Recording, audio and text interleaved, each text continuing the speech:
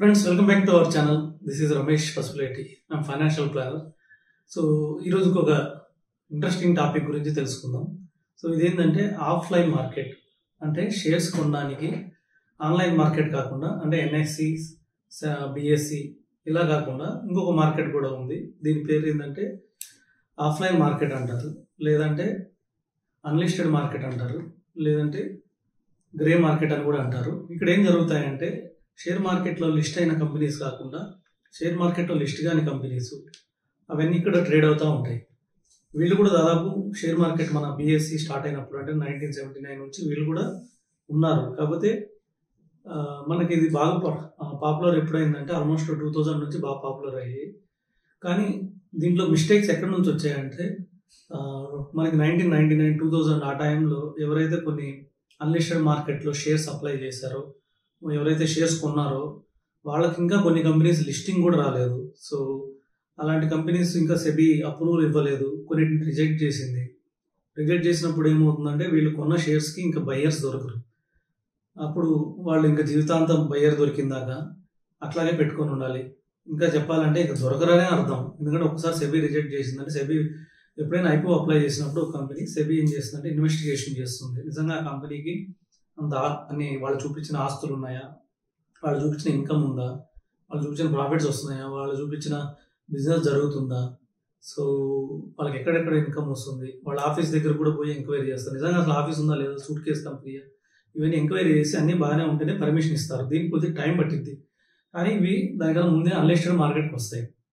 Unlisted మార్కెట్కి వచ్చినప్పుడు ఏమవుతుందంటే మనకు తెలియక ఎవరో చెప్పారని ఇది ఫ్యూచర్లో 10 రెట్లు అయిద్దని, 20 రెట్లు అయిద్దని మనం ఆ షేర్స్ కొనేస్తాం. అంతా బాగానే ఉంది. 6 months తర్వాత 1 year తర్వాత సెబీ రిజెక్ట్ చేయడం, లేకపోతే ఎప్పటికీ అప్రూవ్ చేయకపోవడం, ఇలాంటి కారణాల ద్వారా వాటికి ఇంకా బయర్స్ దొరకరు.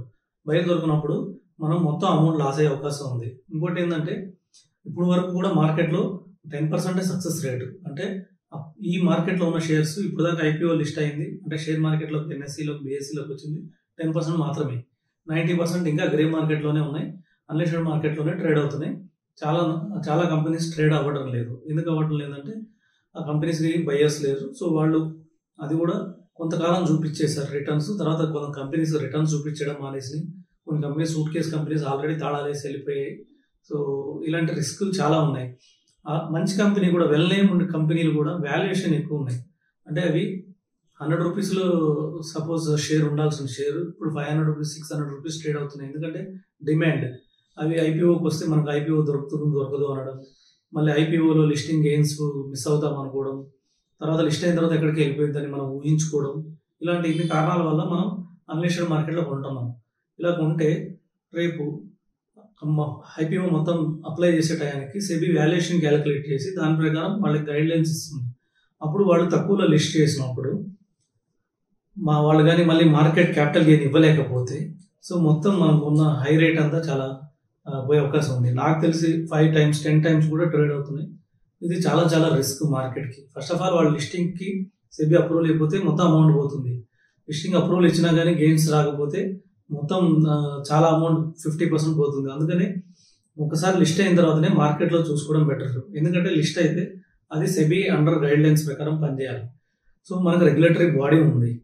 సెబీ ఏం చేస్తుందంటే కంపెనీలో ప్రతి ఒక్క విషయం సెబీకి తెలుస్తుంది. సో రూల్స్ ప్రకారం వాళ్ళు లిస్టెడ్ కంపెనీ ప్రతి ఒక్క విషయం ఆర్థిక లేకపోతే కంపెనీ మేనేజ్మెంట్ లేకపోతే ఎంప్లాయ్మెంట్ ఇవన్నీ, సో ప్రతి చిన్న విషయం కంపెనీలో అనేది సెబీకి ఎప్పటికప్పుడు అప్డేట్ చేస్తూ ఉండాలి. కానీ ఒక అన్లిస్టెడ్ మార్కెట్ ఎవరికి అప్డేట్ చేయాల్సిన అవసరం లేదు, ఎవరికి ఒక మాట చెప్పాల్సిన అవసరం లేదు, వాళ్ళు ఏం చేస్తున్నారో చెప్పాల్సిన అవసరం లేదు, రేపు ఏం చేస్తారో చెప్పాల్సిన అవసరం లేదు. సో వాళ్ళ ఇష్టం కాబట్టి మనం ఇచ్చే డబ్బులు వాళ్ళు ఏమైనా చేయొచ్చు. సో ఇదంతా గ్యాంబ్లింగ్ టైప్లో ఉంటుంది కాబట్టి అన్లిస్టెడ్ మార్కెట్కి దూరంగా ఉండాలి. మనం ఇందాక అనుకున్నట్టు 10 మాత్రమే ఇందులో సక్సెస్ ఉన్నాయి. ఆ 10 ఏవి మంచివి, వాటి బుక్ వాల్యూ కన్నా ఎక్కువ ఎంత ట్రేడ్ అవుతున్నాయి, వాటి ఈపీఎస్ ఎర్నింగ్ పర్ షేర్ ఎంత ఉంది, వాటి నెట్వర్త్ ఎంత ఉంది, తర్వాత పిఈ రేషియో ఎంత నడుస్తుంది, ప్రైస్ టు బుక్ వాల్యూ ఎంత నడుస్తుంది. సో ఇవన్నీ చూసుకొని ఈ కంపెనీకి ఫ్యూచర్ ఆర్డర్స్ ఏమున్నాయి, తర్వాత వీటి గురించి పూర్తి రీసెర్చ్ చేసుకున్న తర్వాతనే ఇన్వెస్ట్ చేయాలి. అంతేగాని వాళ్ళు చెప్పారు వీళ్ళు చెప్పారని ఇన్వెస్ట్ చేస్తే తర్వాత చేతులు కాలుతాయి. తర్వాత వాటిని చూసి బాధపడడం తప్పితే చేసేది ఏమి ఉండదు. అంటే 90% బాధపడతానే ఉన్నారు. ఆ 90%లో మీరు ఉండకూడదని నేను వీడియో చేస్తున్నాను.